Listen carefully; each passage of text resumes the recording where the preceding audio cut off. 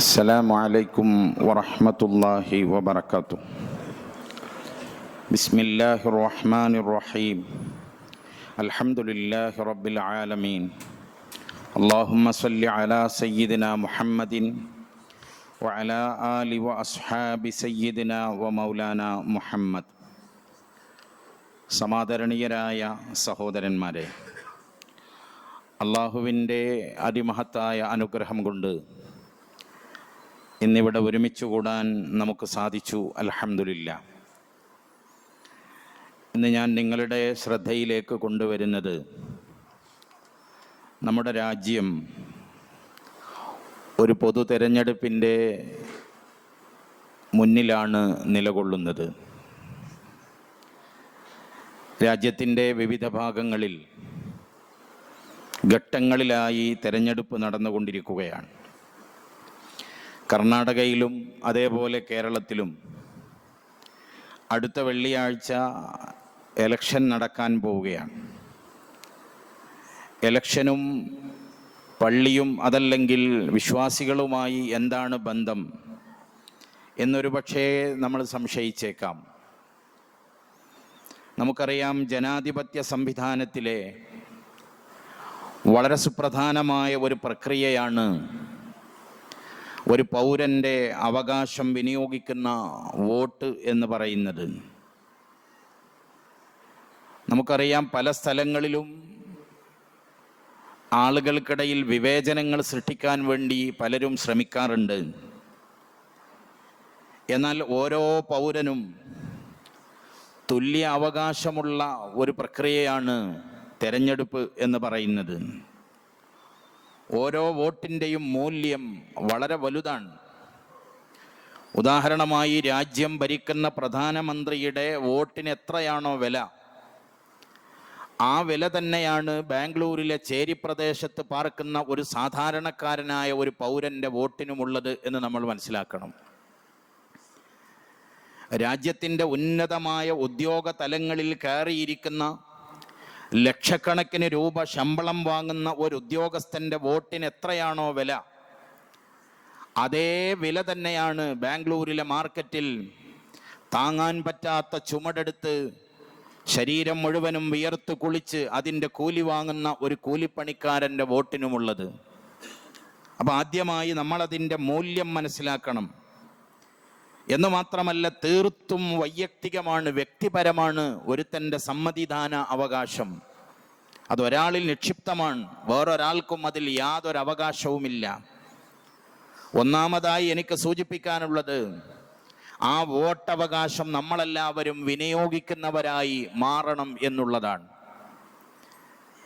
140 150 കോടി ജനങ്ങൾക്കിടയിൽ എൻ്റെ വോട്ടിന് എന്തൊരു വില എന്ന് ഒരാളും ചിന്തിക്കരുത്.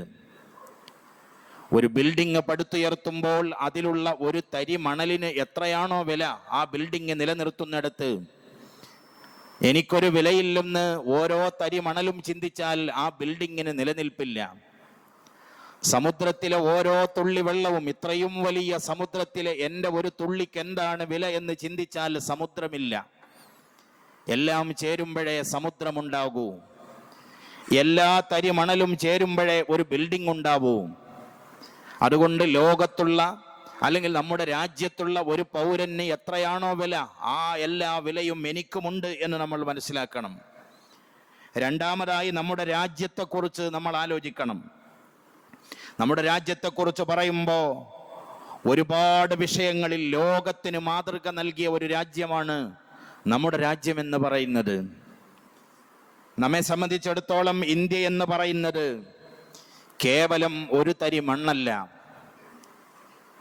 മനുഷ്യകുലത്തിന് എത്രത്തോളം പഴക്കമുണ്ടോ അത്രയും പഴക്കമുണ്ട് ഇന്ത്യയുടെ സാംസ്കാരിക പൈതൃകങ്ങൾക്ക്. മനുഷ്യൻ എത്രയാണോ പഴക്കം, അത്രയും ചരിത്ര പഴക്കമുണ്ട് ഇന്ത്യക്ക് എന്ന് നമ്മൾക്ക് കണ്ടെത്താൻ കഴിയും. ഇതൊരു പക്ഷേ മറ്റുള്ളവർക്ക് പറയാൻ കഴിഞ്ഞുകൊള്ളണമെന്നില്ല. കാരണം നമ്മൾ മനസ്സിലാക്കിയത്, ചരിത്രത്തിൽ നിന്ന് നമ്മൾ വായിച്ചെടുത്തത്, മഹാനായ അബുൽ ബഷർ ആദം അലൈഹിസ്സലാമിനെ സ്വർഗീയ ലോകത്ത് നിന്ന് ഇറക്കപ്പെട്ടത് ഇന്ത്യൻ ഉപഭൂഖണ്ഡത്തിലേക്കാണ് എന്നാണ് നമ്മൾ മനസ്സിലാക്കിയത്. അപ്പൊ ആദം അലൈഹിസ്സലാം മനുഷ്യ കുലത്തിന്റെ പിതാവാണ്. ആ മനുഷ്യ പിതാവോളം പഴക്കമുണ്ട് ഇന്ത്യയുടെ സാംസ്കാരിക സമ്പന്നതക്ക്. ആ മനുഷ്യ പിതാവോളം പഴക്കമുണ്ട് ഇന്ത്യയുടെ പൈതൃകത്തിന് എന്ന് വിശ്വസിക്കുന്നവരാണ് നമ്മൾ. ഫത്ഹുൽ മഈൻ അടക്കമുള്ള കർമ്മശാസ്ത്ര ഗ്രന്ഥങ്ങളിലും ചരിത്ര ഗ്രന്ഥങ്ങളിലും ഒക്കെ നമ്മൾക്ക് കാണാൻ കഴിയും, ഹജ്ജ ആദമു മാഷിയം മിനൽ ഹിന്ദി 40 ഹജ്ജതൻ. മഹാനായ അബുൽ ബഷർ ആദം അലൈഹിസ്സലാം ഇന്ത്യയിൽ നിന്ന് കാൽനടയായിട്ട് 40 ഹജ്ജ് ചെയ്തിട്ടുണ്ട് എന്ന് ഫത്ഹുൽ മഈനിൽ ഹജ്ജിന്റെ ബാബ് തുടങ്ങുന്നത് തന്നെ ആ വാചകം ഉപയോഗിച്ചുകൊണ്ടാണ്. എന്ന് പറഞ്ഞാൽ അതിന്റെ ചെറിയ അർത്ഥം എന്ന് പറയുന്നത് 39ാമത്തെ ഹജ്ജ് കഴിഞ്ഞിട്ടും ആദം അലൈഹിസ്സലാം തിരിഞ്ഞു നടക്കാൻ ഇഷ്ടപ്പെട്ട ഒരു മണ്ണുണ്ടെങ്കിൽ അത് ഇന്ത്യയുടെ മണ്ണാണ് എന്നാണ്. ഇത് ചരിത്രപരമായ ചില വസ്തുതകൾ മാത്രമാണ്. എന്നാൽ അതുമാത്രമല്ല, ഒരാളുടെ ജന്മനാട് എന്ന് പറയുന്നത് ആരോ പറഞ്ഞതുപോലെ നമ്മൾ എവിടെ നിന്നോ കുടിയേറി പാർത്തവരല്ല. ഈ മണ്ണിൽ ജനിച്ച് ഈ മണ്ണിൽ വളർന്ന് ഈ മണ്ണിനോട് ചേരേണ്ടവരാണ് നമ്മളെല്ലാവരും. അതുകൊണ്ട് തന്നെയാണ് നമ്മുടെ പൂർവികരായ ആളുകൾ നമ്മുടെ രാജ്യത്തിന് വേണ്ടി അവർ സർവം സമർപ്പിച്ചത്.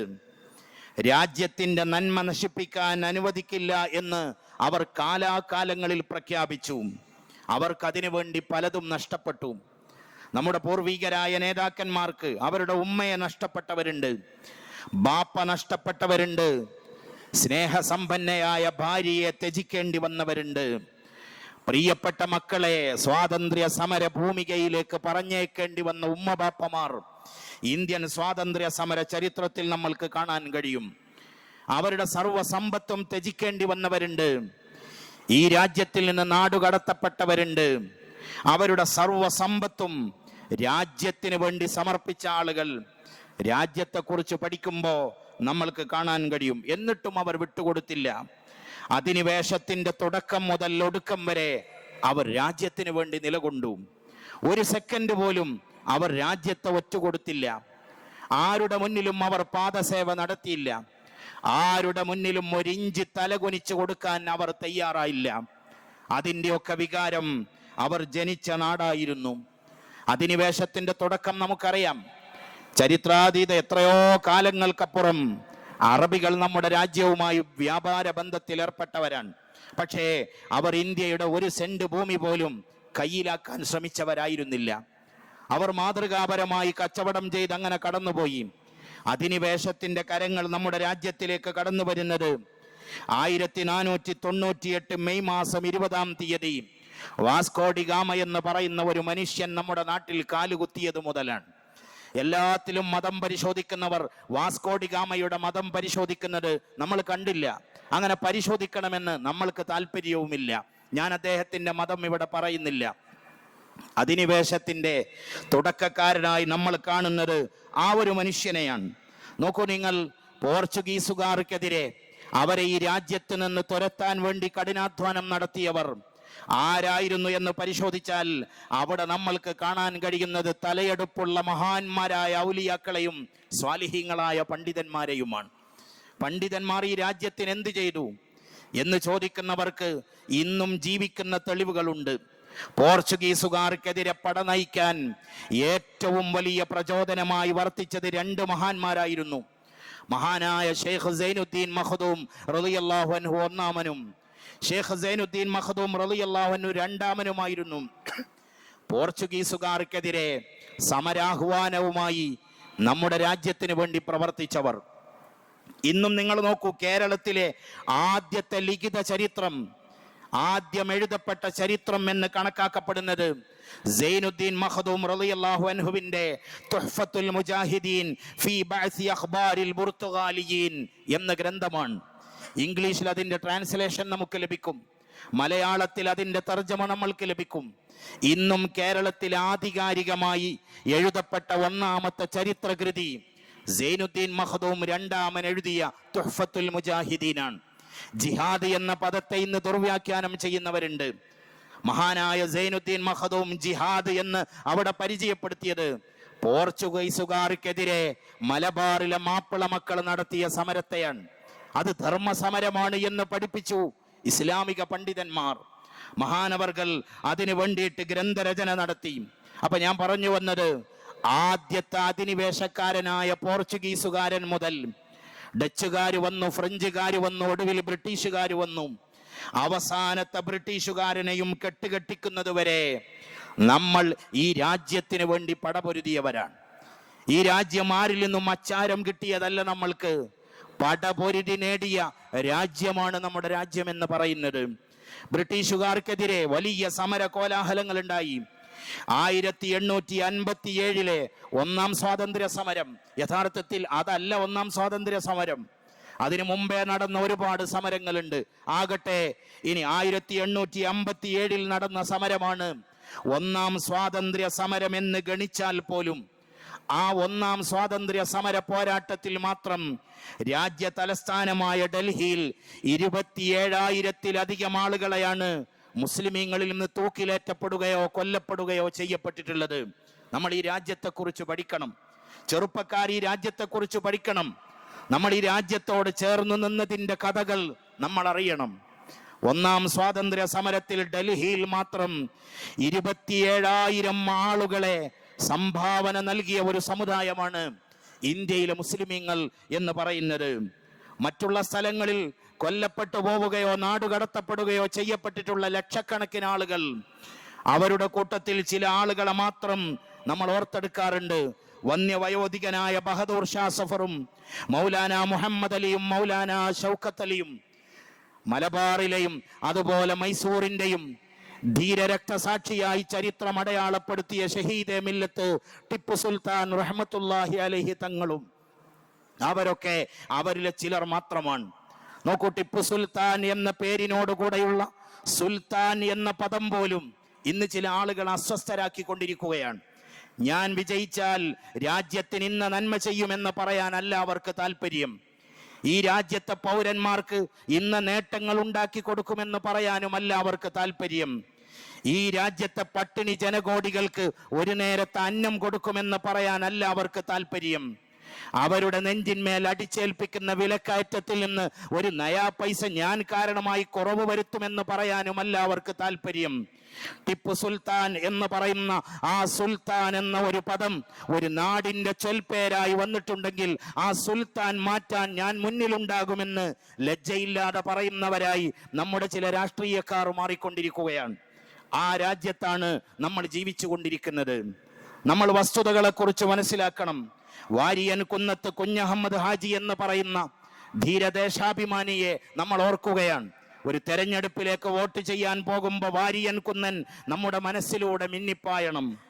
1922 ജനുവരി മാസം 5-ാം തീയതി മഞ്ചേരിയിലേക്ക് മഹാനായ വാരിയൻ കുന്നനെ കൊണ്ടുപോകുന്ന ഒരു രംഗമുണ്ട്. ശരീരം മുഴുവനും ചങ്ങല കൊണ്ട് വരിഞ്ഞുകെട്ടി, തന്റെ കുപ്പായം വലിച്ചു കീറി, താടി രോമങ്ങൾ ഓരോന്നോരോന്നായി പറിച്ച്, ബാൻഡ് വാദ്യമേളങ്ങളുടെ അകമ്പടിയോടുകൂടെ മഹാനായ വാരിയൻ കുന്നനെ മഞ്ചേരിയിലേക്ക് കൊണ്ടുപോയി. ജനുവരി 6-ന് അദ്ദേഹത്തെ അറസ്റ്റ് രേഖപ്പെടുത്തി. വളരെ പെട്ടെന്ന് ജനുവരി 13-ാം തീയതി അദ്ദേഹത്തെ തൂക്കിലേറ്റാനുള്ള വിധി വന്നു. അദ്ദേഹം തളർന്നില്ല, അദ്ദേഹം തകർന്നില്ല. നോക്കൂ നിങ്ങൾ, അന്നത്തെ പട്ടാള ഭരണത്തലവൻ ഹെൽബർട്ട് ഹംഫ്രി അദ്ദേഹത്തിന്റെ ഔദാര്യമായിട്ട് വാരിയൻ കുന്നനോട് പറഞ്ഞു, നിങ്ങളെ വെറുതെ വിട്ടേക്കാം, നിങ്ങളെ ഞങ്ങൾ മക്കത്ത് കൊണ്ടുപോയി വിട്ടേക്കാം, അവിടെ നിങ്ങൾ ശിഷ്ടകാലം ജീവിച്ചോളൂ, നിങ്ങൾ എന്തിനാണ് ഇവിടെ കിടന്നിങ്ങനെ സമരം നടത്തുന്നത്? നിങ്ങളുടെ ഇഷ്ടഭൂമിയാണല്ലോ മക്ക, നിങ്ങൾ ഞങ്ങൾ അവിടെ കൊണ്ടുവിടാമെന്ന് പറഞ്ഞപ്പോ മഹാനായ വാരിയൻ കുന്നത്ത് കുഞ്ഞഹമ്മദ് ഹാജി അന്ന് പറഞ്ഞത്, രാജ്യത്തോട് നമ്മൾ എത്ര ചേർന്ന് നിന്നവരാണെന്ന് മനസ്സിലാക്കാൻ വാരിയൻ കുന്നന്റെ വാക്കുകൾ മാത്രം മതി.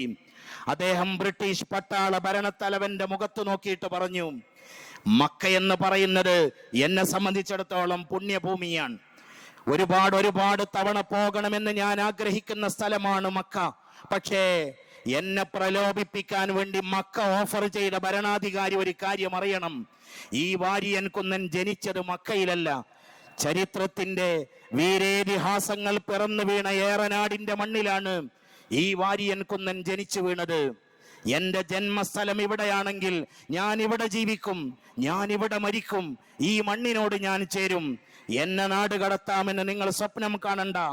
എന്നെ നിങ്ങൾ വെടിവെച്ച് കൊല്ലുമ്പോ നിങ്ങൾ എന്നെ ചങ്ങലയിൽ ബന്ധിക്കരുത്, എന്റെ കണ്ണുകൾ കെട്ടിയിട്ട് നിങ്ങൾ എന്നെ വെടിയുതിർക്കരുത്. എനിക്ക് കാണണം, എന്റെ രാജ്യത്തിന് വേണ്ടി ഞാൻ വീഴുന്നത് എനിക്ക് കാണണം, എന്റെ ശരീരം പിടക്കുന്നത് എനിക്ക് അനുഭവിക്കണം, എനിക്കിവിടെ കിടന്ന് പിടഞ്ഞു മരിക്കണം. കണ്ണു കെട്ടാതെ, ശരീരം ബന്ധിക്കാതെ എന്റെ നെഞ്ചത്തേക്ക് നിറയൊഴിച്ചോളൂ എന്ന് പറഞ്ഞ വാരിയൻ കുന്നത്ത് കുഞ്ഞഹമ്മദ് ഹാജിയുടെ പിന്മുറക്കാരാണ് ഇന്ത്യയിലെ മുസ്ലിമീങ്ങൾ. അതുകൊണ്ട് നമ്മൾ ഒരു ഇലക്ഷന്റെ മുന്നിൽ നിൽക്കുമ്പോൾ നമ്മൾ ചരിത്രത്തെക്കുറിച്ച് മനസ്സിലാക്കണം. ഇന്ന് എന്താണ് നമ്മുടെ രാജ്യത്തിന്റെ അവസ്ഥ എന്ന് നമ്മൾ ചിന്തിക്കണം. ഗാന്ധിജി സ്വപ്നം കണ്ട ഇന്ത്യ ആണോ ഇന്ന് നമ്മൾ അനുഭവിക്കുന്ന ഇന്ത്യ? മുസ്ലിങ്ങൾ അടക്കമുള്ള ന്യൂനപക്ഷങ്ങൾ അരക്ഷിതാവസ്ഥയിൽ കഴിഞ്ഞുകൊണ്ടിരിക്കുകയാണ്.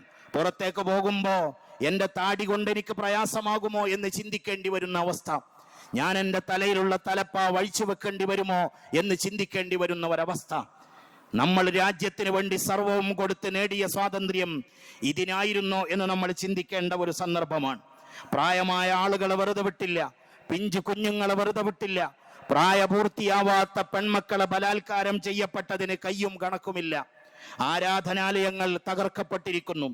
ഇന്ത്യയിലെ പരമോന്നത നീതിപീഠം ബാബരി മസ്ജിദിന്റെ തകർച്ചയെക്കുറിച്ച് പറഞ്ഞു അതൊരു ക്രിമിനൽ ആക്ടിവിറ്റിയാണെന്ന്. ഒരു ക്രിമിനൽ ആക്ടിവിറ്റി ആരെങ്കിലും നടത്തിയാൽ ആ ക്രിമിനൽ കുറ്റം ചെയ്തവർക്ക് ഇന്ത്യയുടെ ഭരണഘടന പറയുന്ന ശിക്ഷാവിധികളുണ്ട്. എന്ത് ശിക്ഷയാണ് ബാബരി മസ്ജിദ് തകർത്തവർക്ക് വേണ്ടി നമ്മുടെ രാജ്യത്ത് പറയപ്പെട്ടിട്ടുള്ളത്? അതേപോലെ ബാബരി മസ്ജിദ് നിന്നിരുന്ന സ്ഥലത്ത് ഒരു ക്ഷേത്രം നിർമ്മിച്ചിരിക്കുന്നു. ആ ക്ഷേത്രത്തിന്റെ പൂജാകർമ്മങ്ങളുമായി ബന്ധപ്പെട്ടുകൊണ്ട് രാജ്യത്ത് വലിയ ചർച്ചകളുണ്ട്. നമ്മൾക്ക് ക്ഷേത്രങ്ങളോട് ബഹുമാനമാണ്. ആ ക്ഷേത്രങ്ങളെയും അവരുടെ ആരാധ്യ വസ്തുക്കളെയും ഇകഴ്ത്തി കാണിക്കരുത് എന്ന് പഠിച്ചവരാണ് നമ്മൾ. പക്ഷേ ഒരു മസ്ജിദ് തകർത്തെടുത്ത് ഒരു ക്ഷേത്രം നിർമ്മിക്കപ്പെടുമ്പോ രാജ്യത്തെ എത്ര പേർ ചോദിച്ചു, അവിടെ ഉണ്ടായിരുന്ന മസ്ജിദ് എവിടെ? അതിന് പകരം നിർമ്മിച്ചു കൊടുക്കാമെന്ന് പറഞ്ഞ മസ്ജിദെങ്കിലും നിർമ്മിക്കാൻ ഇവിടെ ആര് മുന്നോട്ട് വന്നു? ഒന്നും ഉണ്ടായില്ല. നമ്മൾ വളരെ നിരാശയോടുകൂടെ കാണുകയാണ്. ചരിത്രങ്ങൾ എന്നേക്കുമായി നശിപ്പിക്കപ്പെടുന്നു, പൈതൃകങ്ങൾ തകർത്തെറിയപ്പെടുന്നു. തൊഴിലില്ലായ്മ പരിഹരിക്കപ്പെട്ടോ നമ്മുടെ രാജ്യത്ത്? ഈ ഇരിക്കുന്നവരിൽ എത്ര അഭ്യസ്ത വിദ്യരായ ആളുകളുണ്ട്? ഡിഗ്രിയും അതേപോലെ ഡിപ്ലോമയും ബിരുദാനന്തര ബിരുദവും ഒക്കെ നേടിയ ആളുകൾ മാർക്കറ്റുകളിലും അവിടെയും ഇവിടെയും റിക്ഷ വലിക്കുന്നവരായി മാറി. രാജ്യത്ത് എത്ര ലക്ഷം ജനങ്ങളാണ് ജീവിച്ചു കൊണ്ടിരിക്കുന്നത്? എന്ത് പരിഹാരമാണ് ഇവിടെ നിർദ്ദേശിക്കപ്പെട്ടിട്ടുള്ളത്? തൊഴിലില്ലായ്മക്ക് പരിഹാരമായില്ല. ഓരോ പൗരന്റെയും ഓരോ കുഞ്ഞിന്റെയും അവകാശമായ വിദ്യാഭ്യാസം, ആ വിദ്യാഭ്യാസം ഇന്നും കിട്ടാക്കനിയായി നിലകൊള്ളുകയാണ്. പട്ടിണി നിർമ്മാർജ്ജനത്തിന് വേണ്ടി എന്ത് ചെയ്യാൻ കഴിയും നമ്മുടെ രാജ്യത്ത്? നോക്കൂ നിങ്ങൾ, ഇവിടെ വളർന്നത് വർഗീയത മാത്രമാണ്. വർഗീയത വളർത്താൻ വേണ്ടിയാണ് ചിലർ ശ്രമിച്ചത്. അതിസമ്പന്നന്മാരായ ആളുകൾ രാജ്യത്തിന്റെ ആയിരക്കണക്കിന് കോടി രൂപകൾ കട്ടുമുടിച്ചിട്ട് അവർ വിദേശ രാജ്യങ്ങളിൽ സുഖലോലുപന്മാരായി കഴിയുന്നു. എന്നാൽ ഇവിടെയുള്ള പട്ടിണിപ്പാവങ്ങൾ ഒരു റേഷൻ കാർഡ് ശരിപ്പെടുത്താൻ വേണ്ടിയുള്ള കടലാസുകൾക്ക് വേണ്ടി ഓഫീസിൽ നിന്ന് ഓഫീസിലേക്ക് കയറിയിറങ്ങുന്നു. അവരുടെ നിത്യോപയോഗ സാധനങ്ങളുടെ വില പിടിച്ചു നിർത്താൻ സാധ്യമായോ നമ്മുടെ ഭരണകൂടങ്ങൾക്ക്? അതൊക്കെ ഞാൻ അവിടെ വിട്ടേക്കുകയാണ്. എനിക്ക് പറയാനുള്ളത്, നമ്മളുടെ സമ്മതിദാന അവകാശം അത് അമൂല്യമാണ്, അത് വിലപ്പെട്ടതാണ് എന്ന് നമ്മൾ തിരിച്ചറിയണം. വെള്ളിയാഴ്ചയല്ല, അതിനേക്കാൾ പ്രാധാന്യമുള്ള ഏതെങ്കിലും ഒരു ദിവസം ഇലക്ഷൻ പ്രഖ്യാപിക്കപ്പെട്ടാലും അതിനോട് പൊരുത്തപ്പെട്ടുകൊണ്ട് രാജ്യത്തിന് വേണ്ടി നിലകൊള്ളാൻ ഞങ്ങൾക്ക് സാധിക്കുമെന്ന് ഇന്ത്യയിലെ മുസ്ലിമീങ്ങൾ തെളിയിച്ചു കൊടുക്കേണ്ട ഒരു ഇലക്ഷനാണ് നമുക്ക് മുന്നിൽ സമാഗതമായിട്ടുള്ളത്. അതുകൊണ്ട് ഈ ഇരിക്കുന്ന ഓരോരുത്തരും അവരവരുടെ പൗരാവകാശം വളരെ വിലയോടുകൂടെ എവിടെ നിർവഹിക്കണമെന്ന് നിങ്ങൾ ചിന്തിക്കണം. ഞാൻ ഈ മസ്ജിദിന്റെ മിഹ്റാബിനെ ഒരു രാഷ്ട്രീയ പ്രസംഗമാക്കി മാറ്റുന്നില്ല. നിങ്ങളുടെ സമ്മതിദാനം, നിങ്ങൾ ബുദ്ധിയുള്ളവരും ചിന്താശേഷിയുള്ളവരുമാണ്. രാജ്യത്തിന്റെ ഇന്നലകളെക്കുറിച്ച് മനസ്സിലാക്കിയവരും നാളെയെക്കുറിച്ച് സ്വപ്നം കാണുന്നവരുമാണ്. നമ്മൾ മരിച്ചുപോയാലും നമ്മുടെ പ്രിയപ്പെട്ട മക്കൾക്ക് അഭിമാനത്തോടുകൂടെ ഇവിടെ ജീവിക്കാൻ കഴിയണം. അവർക്ക് സ്വാതന്ത്ര്യത്തോടുകൂടെ ഞാനൊരു ഇന്ത്യൻ പൗരനാണ്, അതേപോലെ ഞാനൊരു മുസൽമാനാണ് എന്ന് അഭിമാനത്തോടെ പറയാനുള്ള സ്വാതന്ത്ര്യവും അവകാശവും ഉണ്ടാവണം. അതിനാരധികാരത്തിൽ വരണം, അതിനാര് വിജയിക്കണം, അതിന് എവിടെയൊക്കെ ഞാൻ പ്രവർത്തിക്കണം എന്ന് ഓരോ പൗരന്മാരും മനസ്സിലാക്കിയിട്ട് നമ്മുടെ കുടുംബത്തെയും നമ്മുടെ കൂട്ടുകാരെയും ഈ വിഷയം ഉദ്ബോധിപ്പിച്ചുകൊണ്ട് ഈ വരുന്ന ഇലക്ഷനിൽ നമ്മളെല്ലാവരും സജീവമായി രംഗത്തിറങ്ങണം എന്ന് മാത്രം പറഞ്ഞുകൊണ്ട് നമ്മൾ ചിന്തിക്കുന്നവരാവുക. നമുക്കും നമ്മുടെ മക്കൾക്കും ഖിയാമത്ത് നാൾ വരെ ജീവിക്കുന്ന മതസൗഹാർദ്ദം ഇഷ്ടപ്പെടുന്ന എല്ലാ ജാതി മതക്കാർക്കും എല്ലാ രാഷ്ട്രീയക്കാർക്കും ഗുണമുണ്ടാവുന്ന നല്ല ചിന്തകൾ നമ്മളിൽ ഉണ്ടാവട്ടെ. അള്ളാഹു നമ്മൾക്ക് ഇസ്സത്ത് പ്രദാനം ചെയ്യട്ടെ. ഖൈറിന്റെ അഹ്ലുകാരുടെ കരങ്ങളിലേക്ക് നമ്മുടെ രാജ്യത്തെ അള്ളാഹു ഏൽപ്പിക്കട്ടെ. അധികാര കൊതിയന്മാരായ വർഗീയവാദികളുടെ കരങ്ങളിൽ നിന്ന്, വിഘടനവാദികളുടെ കരങ്ങളിൽ നിന്ന് നമ്മുടെ നാടിനെ എന്നേക്കും അള്ളാഹു കാത്തുരക്ഷിക്കട്ടെ. വആഖിറു ദഅവാനാ അനിൽ ഹംദുലില്ലാഹി റബ്ബിൽ ആലമീൻ. വസ്സലാമു അലൈക്കും വറഹ്മത്തുള്ളാഹി വബറകാതുഹു.